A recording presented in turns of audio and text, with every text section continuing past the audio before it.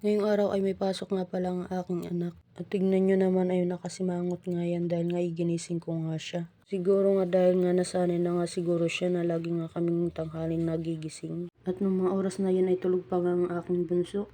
Matatapos na nga lang sa pag-aayos ang kanyang ate at tulog pa nga siya. Pagkatapos kong ayusan ay ginising ko na nga siya. Hindi ko nga lang nakuha na ng video ng mga oras na yun kasi hawak na nga niya yung cellphone. Tumalis na nga kami sa bahay ng mga oras na yan. At nung nasa labasan na nga kami ay ang tagal nga namin nakasakay. At pahirapan nga sumakay pag umaga. Mas mahirap nga sumakay pag nasa likod nga kayo, lalong-lalo na nga hawak ko nga yung dalawa. At nung mga oras na yun ay iniwan ko nga sila sa gate dahil nga bumili nga ako ng face mask. Dahil nga may kaunting ubo pa nga ang aking panganay.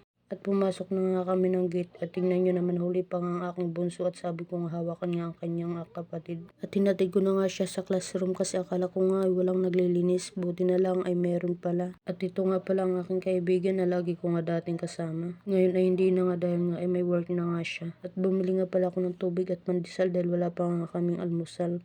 Paano ba yan hanggang sa muli?